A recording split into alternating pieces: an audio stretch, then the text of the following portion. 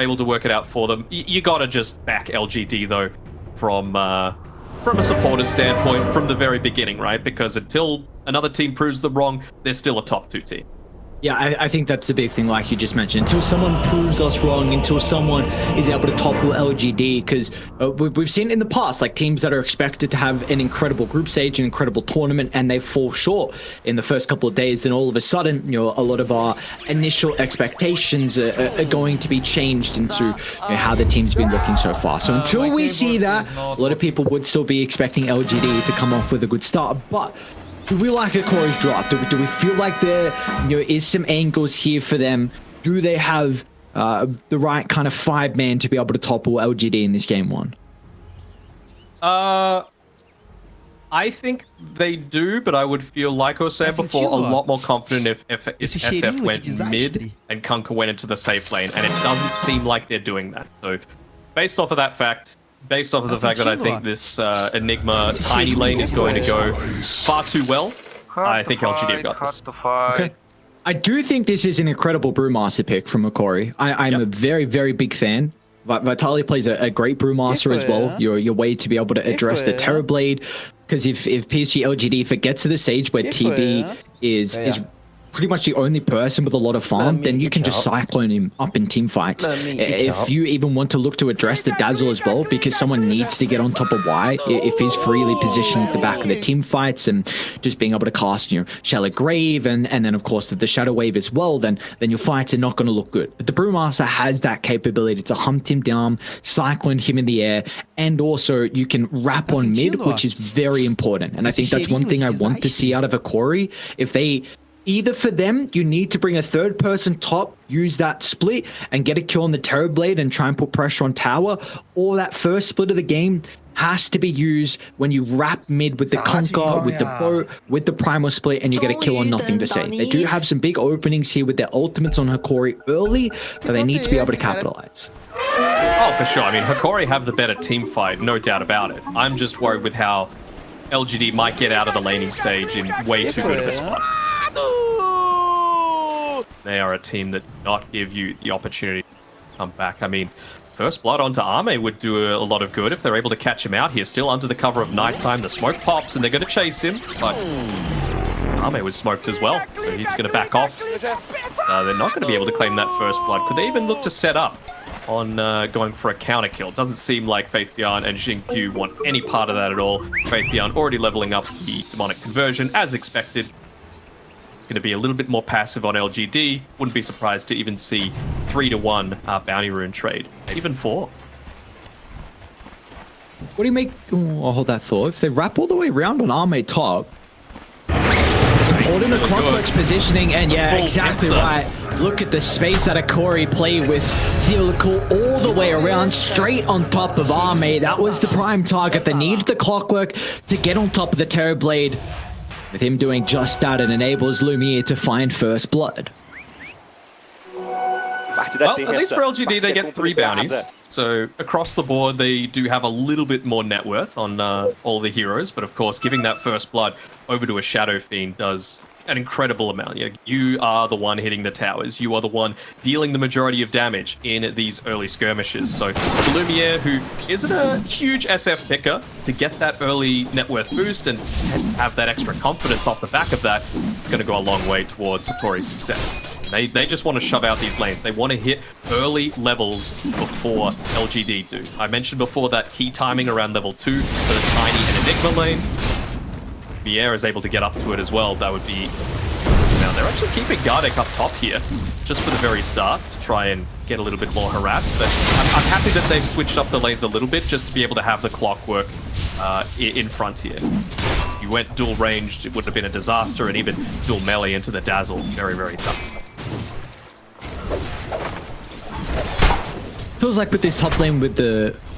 is the Winter Wyvern an easier hero to be able to get that Cinderbrew proc? Like, is there a little bit more synergy there? Is that also playing maybe a factor into the Wyvern playing up top? Potentially a little bit. I mean, I don't think this is necessarily a lane where you need the cogs, so level 2 Rocket Flare would have done the job as well. But yeah, Wyvern can accomplish that as well. I literally think it's just to make the core's life a little bit...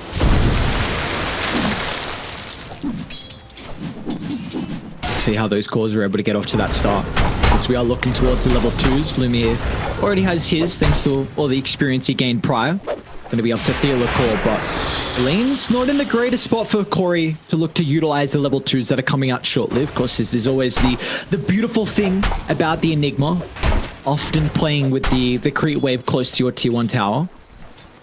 Yeah, I mean, and this is kind of by design as well. I mentioned that they wanted to shove the lane out anyway, just to get those early spells up. So TI11's job is essentially to bait LGD to going on him. And if Lumiere's level 3, maybe you get the turnaround kill.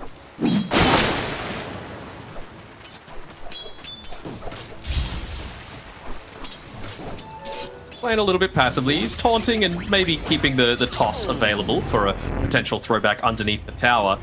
Try and time it with the Eidolons looking to split, which they just do, and they've just hit level 2 as well. So this is where Hokori need to be most mindful. Don't get caught out of position. Jinkyu going for the wraparound, seeing if he could find someone. Another 10 or so seconds left there on the Eidolons. Doesn't feel like they're confident enough yet to go for the kill. Back there on Jinkyu, but not the worst. LGD probably couldn't have gotten that kill with the Eidolons having such low duration. So top side, we can see Gardic making a bit of a rotation through. Gonna check if there's been any sort of situation be blocked up. Mid lane, nothing to say. He's having a pretty good time against the Kunkka. I mean, yeah, you're shoving out the lane a little bit, but I think all you really want to do is trade in this lane. You're never going to get a solo kill against a Kunkka. Yeah, Analog just got the stick delivered, so we see a lot of heroes against the Zeus like to go for the stick straight away, sometimes even one as well, depending, but I felt like the stick wasn't required early on. Top lane, Vitaly's getting chased in the tree line. This LGD got a bit cautious with an early level of the Cold Embrace, keeping Vitaly healthy. Beautifully done. We're not ready for that point in the Cold Embrace. Often the Winter Wyvern going for a 1-1 build, but catching Arme off guard, so Corey got their second kill. This is what we were talking about. They used the Olakor to bait. So the Cloak's going to try and get some distance away. And he's already used a couple of razors and not a whole lot of damage being dealt, so LGD will be fine.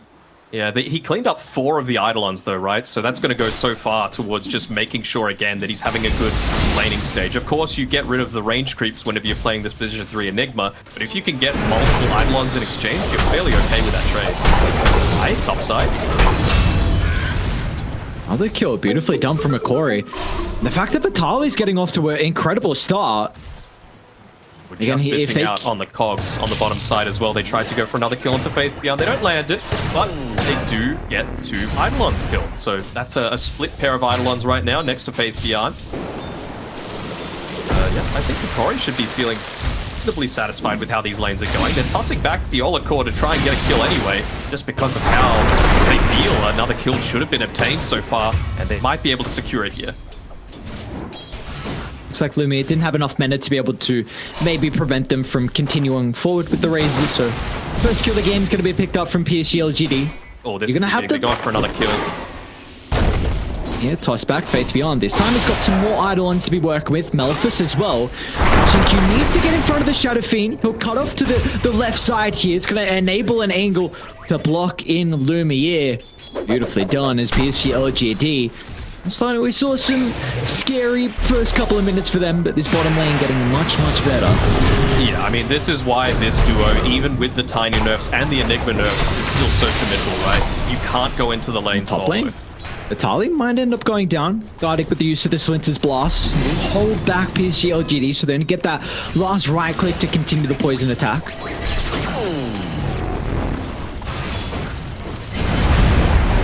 On Olakor, it was to be expected. That's kind of what you look to go for whenever you're playing this Clockwork. He was kind of low on mana anyway, so I'm sure you appreciated the refill bottle. Looking out Jinkyu's movement here, both of them having the boots, but Clockwork just that little bit faster. He'll be able to protect the power rune. Very important to do this against a Zeus, who has level 6 now as well, so already see how weak the Hokori are in the side lanes. Potential for the newcomer far could be able to secure their 3rd kill of the game here for PSG.LGD. They will have a 3rd duration left on the Metamorphosis, but it looks like with the lane completely shoved in, Vitaly's not in a compromised position where they can kill off the Brewmaster.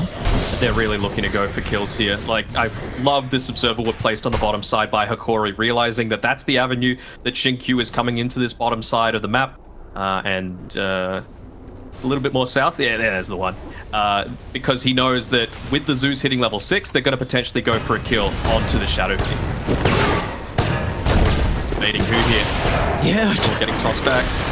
Not the neutrals to provide the extra damage as well. TI11, you're okay for the moment. Lumiere is going to finally step in, but lost the full duration out of the battery still. So it just looks like a lot of posturing going on down bottom at the moment, but Faith Beyond has the Vlads and 3 points in the Eidolons now, so the damage is really going to start to stack up. Hokori need to show some respect here.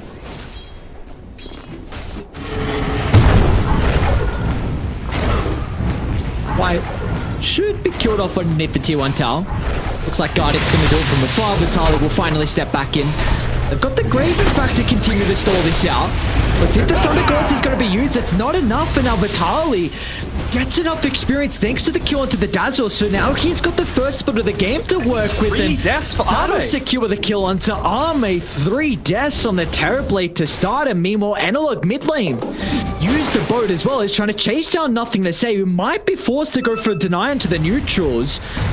Rest of the team starting to care. Shinkyu as well has to toss this anyway. He's actually going to send him the tower instead. Oh no! Not that way, because TI11 can step in, just close the distance onto the Zeus. And now Analog, he's going to be able to escape as well. TI11 has the cloaks to protect the Conquer. What a beautiful sequence of events here for Hokori.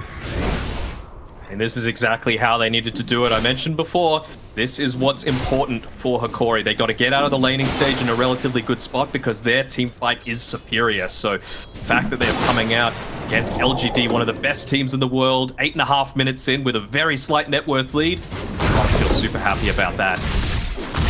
At least with Arme, he's playing a Terrorblade, one of the heroes that's best able to retreat back into the jungle and look to pick up a lot of that farm using the illusions with their high armor to be able to tank. So he just doesn't want to be in this lane anymore. The downside for LGD is that they don't really have any heroes that do want to sit in that lane. So I feel like there's a big opportunity now for Hokori to be able to take this tier 1 tower without too much congestion.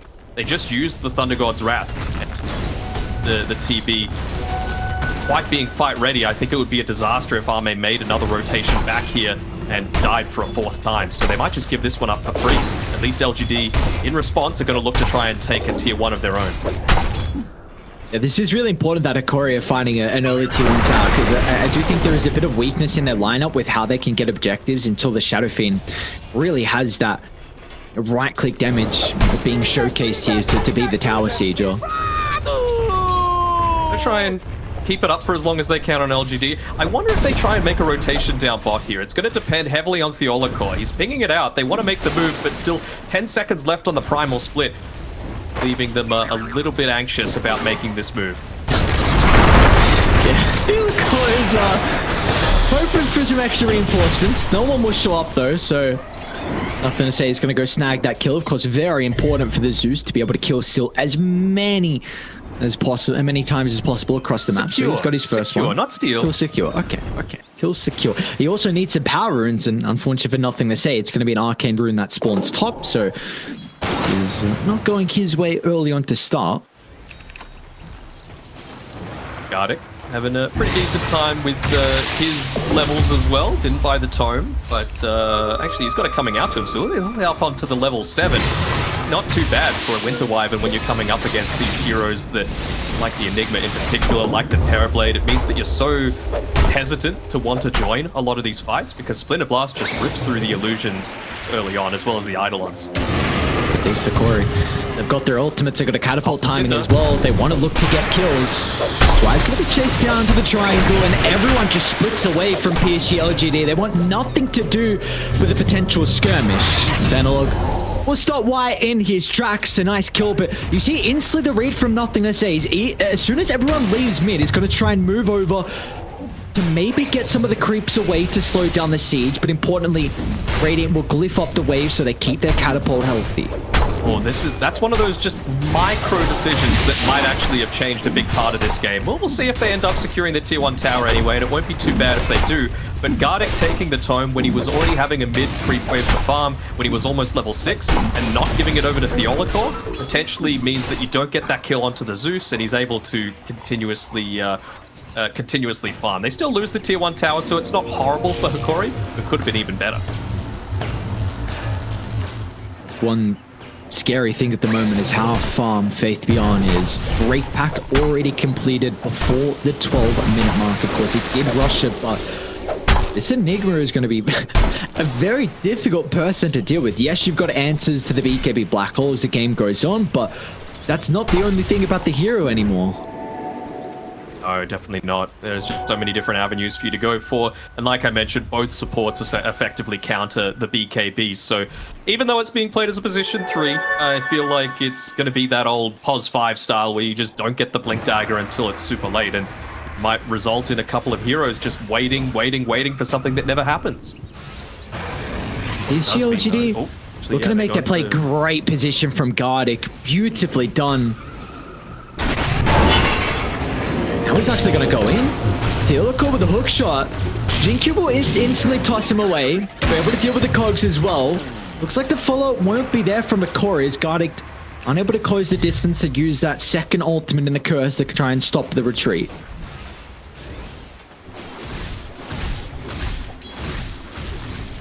One thing as well, though, about picking these supports to diminish Enigma's team fights involvement is that I already mentioned Hokori has such stronger team fight, but if you're taking Black Hole out of the mix as well, like it's really, really heavily in their favor. So looking to see when Hokori want to take their team fights. They're going to go for another smoke here on Analog.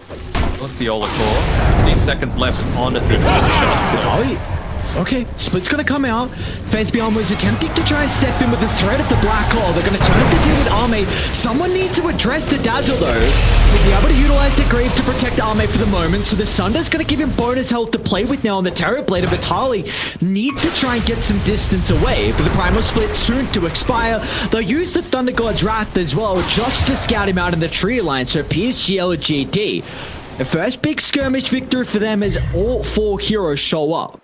Yeah, that's completely different if they just have the Cyclone up onto the Dazzle, right? We've seen that Wise positioning as well as Siamese Cat for Team Asta, it's super solid that you just got to make sure that you put the most emphasis onto taking that one out. I know it's only a support. Theoloco hooks on onto Nothing to Say. Oh, he's unable to get out as well. Theoloco, beautiful jump in, and Lumia just walks up a couple of right clicks and snags the kill onto Nothing to Say. Instead of going Roche here off the back of that, right, they've got a decent amount of damage. They've picked up a kill. They know that the meta's used. They know that there's no Thunder God's Wrath. Play with Faith Beyond to be able to secure this one. Underneath an Observer Ward right now as the Core looks to get rid of it. I don't feel like LGD feel comfortable enough to take this team fight. Again, they've got weaker team fight to begin with. Don't have anything that's going to be giving vision outside of the Eidolons, so it seems like they just want to keep the lanes pushed out a little bit more in their favor, split up the map as much as possible, and give up this first key objective.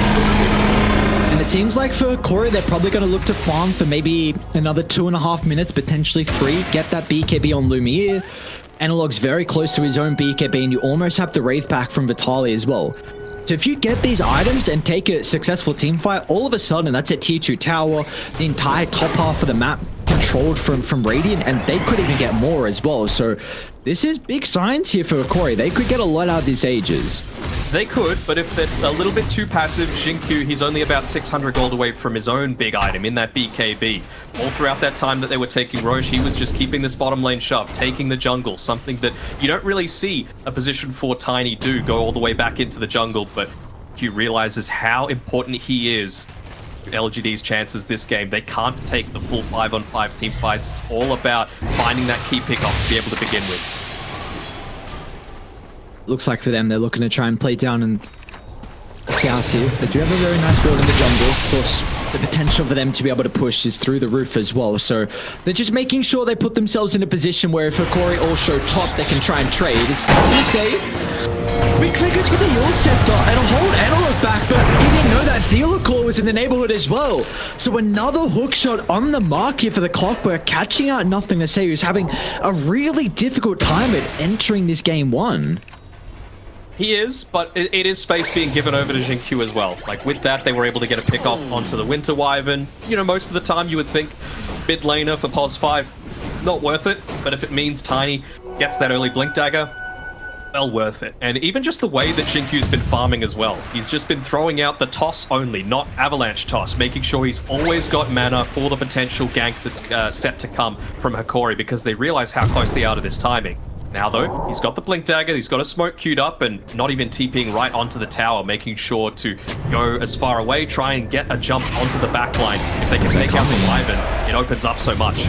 Faith_Beyond, that's an aggressive TP straight into the middle.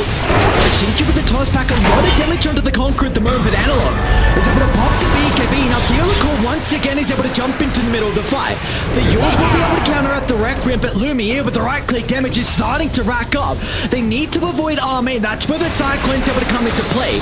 But can they address the rest of PSG.LGD now? They'll turn to deal with the Wraith Pack, and as soon as that killed off, it looks like PSG.LGD have concerns with their positioning, so they're going to look to back up, cutting their losses in 2 members. But Faith_Beyond, he might have an angle for the black hole. He's trying to find an opening to enter the fight, but the cogs will block him from finding that opening as Hokori bring down 3 members, and they lose no one. They lose no one, they retain the Aegis, you get rid of the Terrorblade's Manta style as well that was on the Courier, just the recipe, but still, such a big impact, and with that gold, they get the BKB, they continue this push on forward.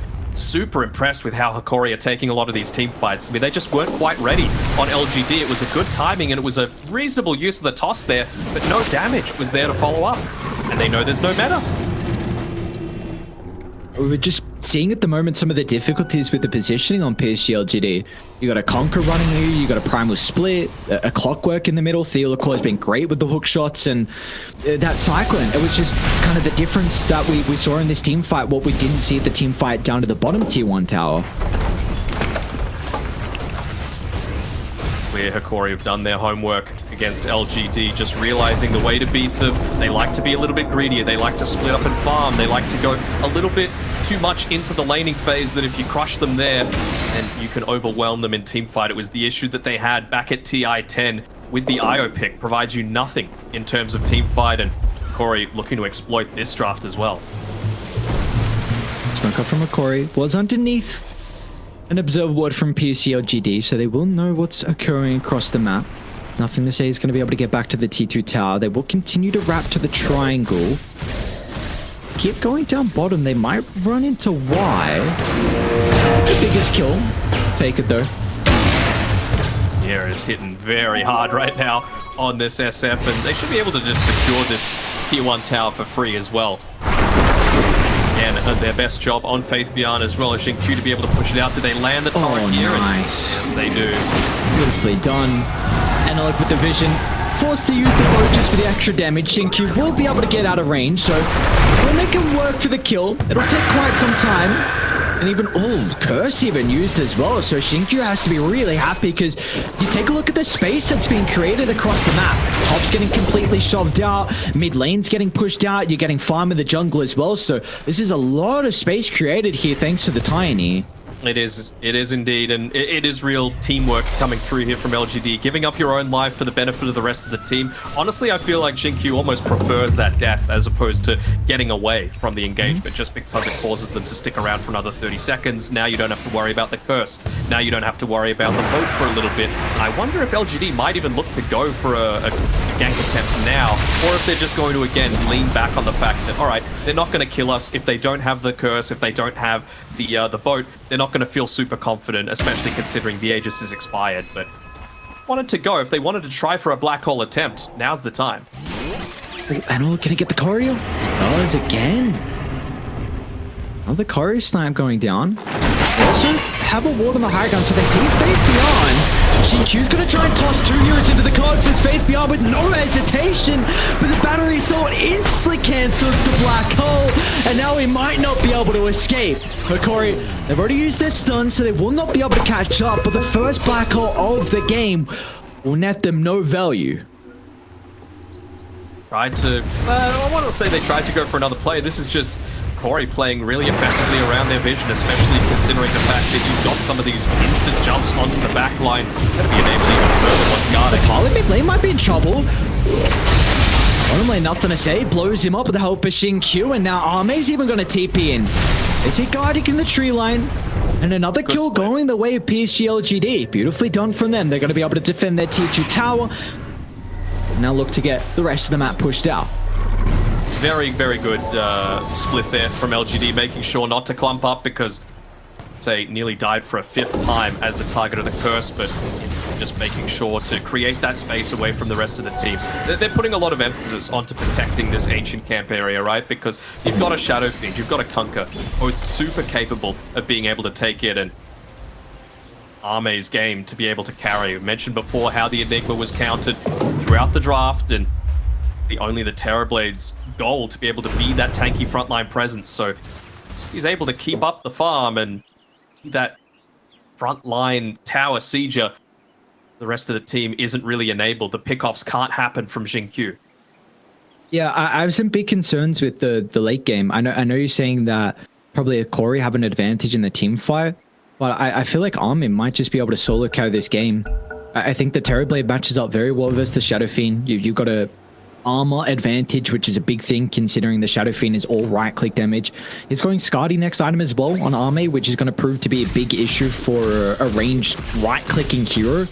I think one advantage that we see for Lumiere is that he's going Daedalus, which is pretty much the item you need against heroes that have a crap load of armor to be able to pump that damage in. So there's going to be a slight window here potentially when this Daedalus is completed, but I am worried about late game. I think it really comes down to how Vitaly is able to play on the Brewmaster.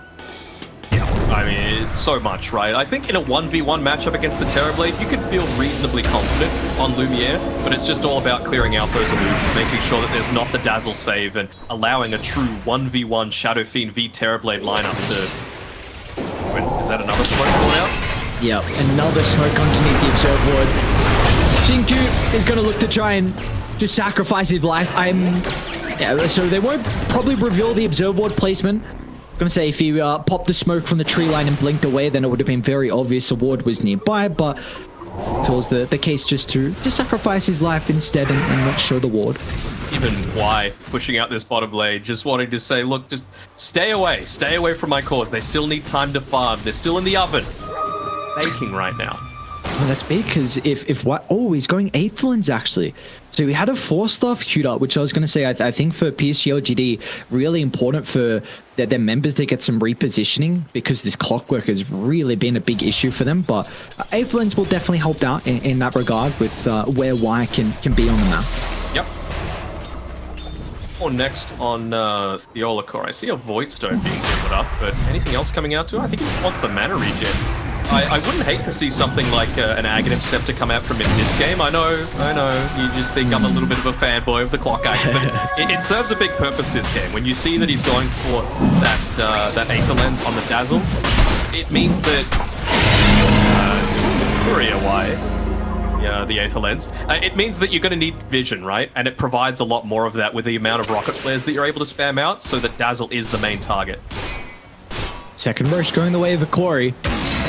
Aghanim Shard and the Ages given over to Lumiere on the Shadow Fiend. PSG.LGD, they were right on the scam, but they're a little bit too late to group up and smoke. They're going to continue to try and find a team fight here. But Hokori, they're looking to address this bottom side of the map, where the objectives are soon to be claimed. As well, you don't have the BKB, not even close to it on Faith Beyond as well. So now you've got another stun, but it's like a fear on the Shadow Fiend with that Aghanim Shard that he was able to pick up from the second row to be able to interrupt, even just enabling much more of that one-on-one man fight against the Terrorblade as well. Look at PSG.LGD's positioning at the triangle. Great read though from Hokori. Scans on the mark so they know where they are. This is a power position if you're looking to try and control this bottom side of the map. It really enables you to take the tier 2 tower. That's where a clockwork comes in handy. You just get all of that vision for free. Coming up onto the high ground. Have to be a little bit careful about going too far forward. You are still against a tiny LGD. He's just looking for that key pick-off, but they're happy enough to leave Lumiere on. They're going to run up, actually. A toss into the middle. Look at the damage onto the first line. Lumiere's going to get blown up. Theolacor's going to look to try and jump it as well into Arme, but they're unable to lock on top of the Terrorblade for the moment. Arme will step out to the left side, but PSG.LGD, what a successful start to the team fight. They get so much out of it, and let's see if they can catch up to more as Xingqiu jumps in onto Analog. He can BKB and TP out, but that is a great skirmish from PSG.LGD. They completely nullify the second Roche advantage.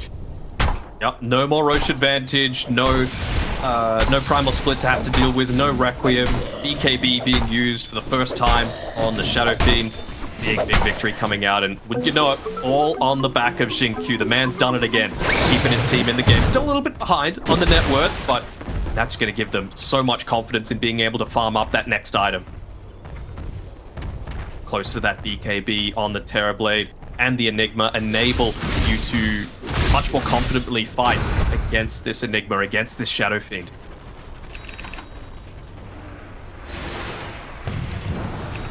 Well, that's another pretty big item. Oh yeah, and they're even just going for the burst as well, and nothing to say. I mean, he's level 15.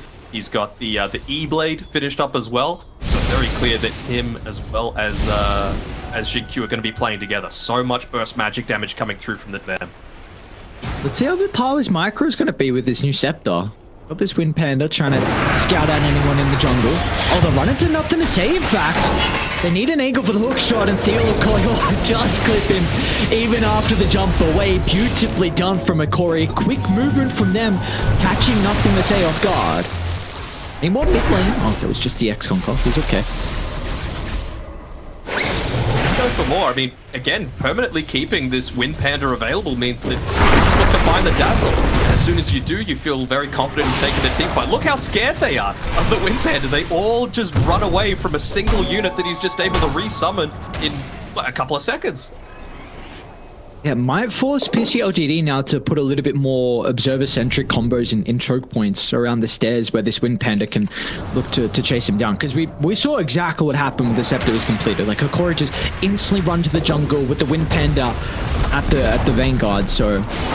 Man, it'd be very interesting. On point though, dude. Like, instantly you say that, they buy the gem, and they're just like, all right, you want to get sentries and observer wards up to make sure that our Wind Panda isn't an issue? We're just going to de-ward your entire map. Just great response coming through from Hokori. They've done their homework. I'm super impressed with their gameplay so far. And I think that's a big thing because you're going up against the Zeus lineup. Like, this is a person who just gives you that unfair advantage in a way where you can always de-ward on the map. And again, we've spoken about the importance of dealing with the Terrorblade, but you also need to deal with the Dazzle. And if you do not see where Y is positioning, then there's no way you're going to be able to bring him down. So this gem is going to give you that capability. And this is what I really wanted from Lumiere as well, that Blink Dagger, enabling him to get in onto the backlines and immediately burst down whatever target it is that they find. I mentioned LGD. They're very burst-oriented as well, with the Avatos, with the E-Blade, with those first few right clicks, but now that you've got the Blink Dagger, means that a hook shot can lead to so much more. See what they can get out of this, though, from PSG.LGD. Really the first time they've smoked and aggressively looked to try and take a team fight into Hokori's territory. We'll get some vision set up. Smoke's gonna pop shortly. Radiant have a ward in the jungle. Why it's gonna show now with the outpost as well, so they will be able to sniff it out. They also know that a ward is on the cliff with the path of that rocket flare. So Hokori, a lot of information to work with, and they're gonna smoke themselves. Will they will. They're banking on Faith Beyond. Last tournament, put in a lot of work. Went into this one safe. Angle. Yeah. He's got the Blink It's a great angle. They're going to know where they are, though, with the rocket flare path. On the first one, they'll stand for the moment with a vision. They're going to try and position to the left side. Analog wants its outpost for the potential of the buyback. But she's very far. A double avalanche. They're not going to be able to have the fall damage. Army to the middle, but the instant for the cyclone. Unable to continue to right-click heroes to the moment. So Corey will continue to cut Army and go to the left side instead. As they blow up Faith Beyond. No enigma for the team fight. See how they can still take this. Army once again cycloned in the air. The ultimates are not going to expire for Vitalis. The clockwork just runs into the middle straight to Army. The raid boss of the Terrorblade standing his ground off the back of the BKB. A Winter's Curse will buy them some time, but it's not the full duration to Army. He can get back to work. He can continue to right-click down the Hokori members as Analog will fall. They even bought back on TI11, but he was unable to re-enter the team fight. So in the end, PSG.LGD come out on top, and they're considering about walking up high ground. Yeah, absolutely. They don't have to contend against that Primal Split anymore. Still another 15 seconds until he's even got the Primal Companion as well. And Charlie, for now, he's sticking himself on the front lines, but gotta be very jump in, Xingqiu. It's back onto Lumiere. It's put Xingqiu in a very awkward position. TI11 as well is trying to make space for the heroes to the right side to enable that kill, but No one's going to go down. It's going to go down, but I don't think LGD are going to take anything either. They end up getting the glyph out of the... It's what they wanted, that team fight. I mean, again, the power of information coming in clutch for LGD. Mid-fight, Y drops an Observer Ward onto the high ground when LGD have the power position there to be able to make the plays on it. And, you know, even though they saw that Hokori had that same vision, they don't really care. As long as they know that they've got the safety, they've got the information to get that Avatos combination with the blink off, find the burst damage potential, they're super confident. I am still very concerned on how they can address Arme, because we saw the start of the fight, they cycloned him twice and they still didn't win it. As soon as the Primal Split expired, Arme just, he took over the fight. And I don't know if Brewmaster can go Refresher. Like, this is, I think he's going to be forced to in a game like this, but it feels like this kind of Scepter Refresher build is heavily nerfed on offlaners. I really feel like the way that Hokori are going to be able to win this game in terms of how they're taking their team fights is just ignoring Arme for as much as possible.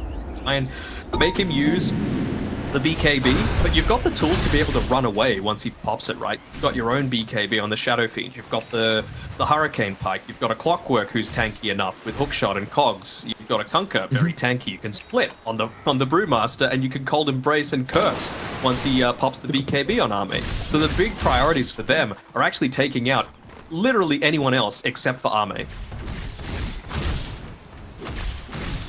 The main damage dealer in Lumiere is getting up those levels, up to 20 now, so mentioning how they need to try and take care of some of the stabilizing forces on PSG.LGD, the ones that can really enable Armin. With all the damage that Lumiere has, he can definitely do that. I mean, this fight, it's a really quick Roche respawn. They're going to get information about it through the Rocket Flare. They need to kill Xingqiu. They know 100% that he's not going to have buyback if he dies this fight, so even though LGD have that outpost control, it's going to mean a 5v4. And it's going to mean they can't get those quick pickoffs that they've been basing these past few successful fights around. So if they're going to smoke on PSG.LGD, they've got a double damage rune. Daedalus freshly completed. Uh-oh. It feels like God, it has to be the X factor in this fight now. If you can catch up the Terrorblade. So look at where they're pinging. They want to go the full wrapper. Great positioning for Vitali. Instant use of the Thunderbolts as well. Scouts out the Primal. The jump in from Theory. It might give him enough time to get the Primal split off, but Army just turns and starts to right-click the members down. Bye-bye went to Wire, and it's going to buy back to look to rejoin. But how do they address Army at the moment? Lumi's going to be into the middle, charging up directly, but the green from Y might give him the time for the sun and the black hole as well. Army's alive, and now they can turn it around. The right clicks are going to work. Lumiere will fall, and the rest of Hokori will join him in the grave as PSG.LGD. They were seconds away from losing the team fight, seconds away from Army being blown up, but they kept him alive long enough.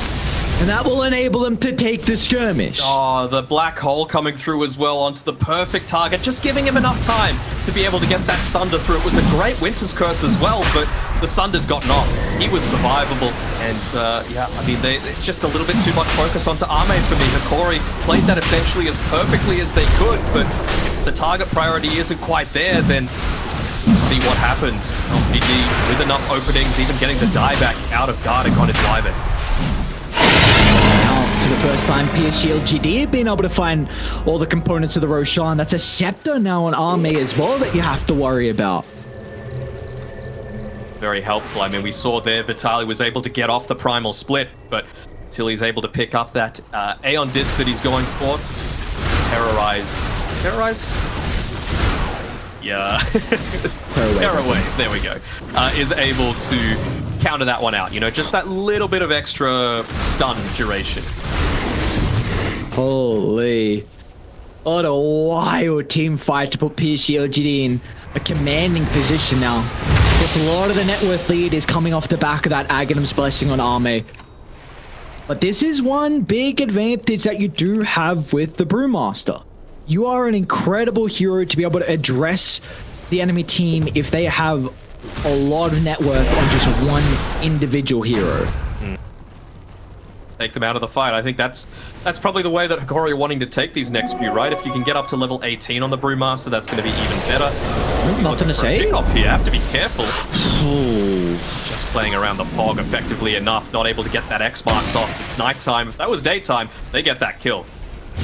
Nothing to say there, but yeah, like you mentioned, I think they want level 18, and then I think they just want to go, they want to tornado up the Terrorblade and then look to engage onto the backlines, because realistically, there's nothing stopping them from doing that if TB isn't just right-clicking him with his insane net worth. Smoke instantly pops. Gonna find Xinkyu. They're gonna find the backline. They're pushing forward. Yeah, they might wrap around. Faith Beyond's probably the first person they'll run into. It looks like they're pinging out though, thanks to the scan. All the way to the right, they've got nothing to say. Aeon is gonna be popped for the moment, but it looks like there's nothing they can do. The Zeus dying. No way. No way. No way he lives. How does nothing to say make it out? Because look at the base. Full set of barracks claim now towards a tier 2 tower. What? Oh, he lived. Oh, they just got a little bit of tunnel vision. Again, the nighttime. I don't think they saw Xinkyu there on the low ground. Otherwise, they would have absolutely made that jump. And I don't think they even glyphed either. They were just so focused on, let's kill something. Let's get rid of a lot of their vision. And no, you would hate for that to be their undoing, but I mean, this is where LGD look to punish you, right? Their individual plays, their understanding of vision around the map, and punished Hokori very effectively. This is a slight window with the metamorphosis on cooldown as the Hokori finds the opening onto Faith Beyond once again, but the BKB is still yet to be completed. So they'll get a big kill onto the Enigma. Let's see if they can catch up to Xinkyu as well. The Blink coming up shortly. The Guardian and Lumiere able to get the damage off to be able to prevent that. So Hokori gem as well will at least get 2 kills and the gem. Nice little bonus there. Do they see it? Maybe. Oh, Faith Beyond sees it. Seemed like Hokori do as well. Nighttime, man, I'm telling you, it decides a lot of games. The DD, they could do some damage to the buildings here. Keep the lane shoved in, but not too many better heroes at doing that than Shadow Fiend and the Conquer. See, nothing to say, going down to the bottom side of the map, but I think they can't get too distracted. They need to address what makes their draft good. That's just being able to find these pickoffs and quickly take out outer tower, these tier 3 towers that they've got remaining for LGD. Not using the X-Mark TP back to be able to deal with this bottom lane means that their movement is super obvious though. So LGD just read that completely, TP back to the safety of their base, and they're still going to have a 5v5, 6v5 effectively, with that Aegis still up for another minute. Healthy spot as well.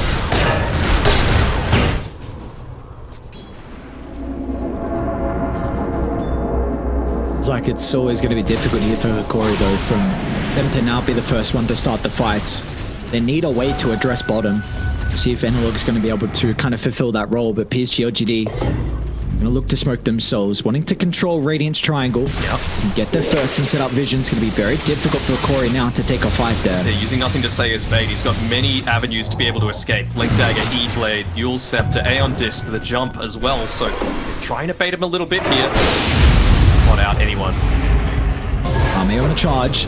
Got the vision. Army is just going to jump off the higher ground. Target's guarding down first. A cold brace will keep him alive, but nothing to say. Instantly blows him up, and up with the toss back as well onto Vitali. There'll be no split to protect the Brewmaster. And now they're on to more as Faith Beyond might be able to run into Analog in the tree line. A nice TPR, and Lumiere also will escape.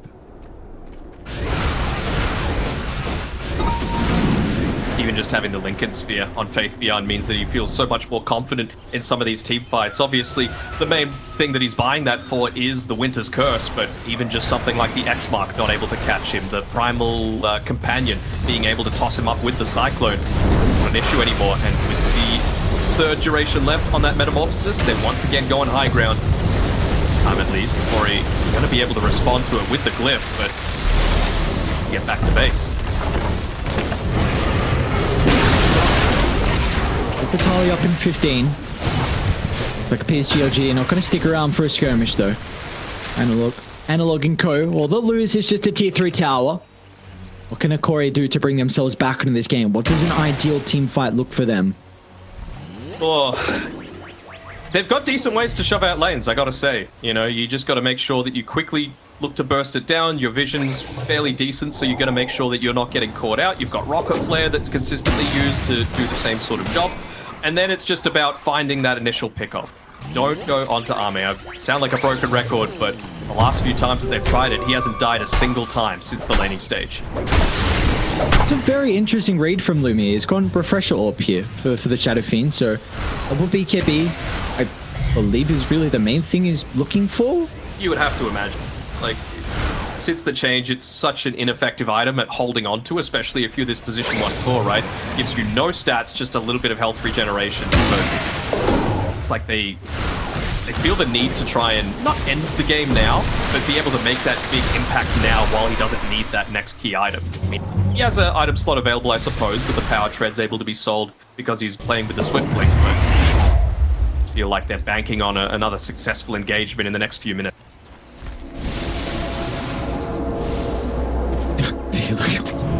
Cheeky. Just taking the outpost and just jetpacking away, so interesting plays from them. They do have a double damager in down bottom as well, so I mean, you're already far enough ahead. They got a DD on Ame as well to play with. And the bottom lane pushing in. Dispel it, but guarded again, the person that's going to be caught out. They need the Winter Wyvern in these team fights. The save along with the curse to potentially deal with Ame is vital for them, but they will not have him. This is the threat. And Ame, he's just going to jump into the T4 tower. Ooh, couple of crits.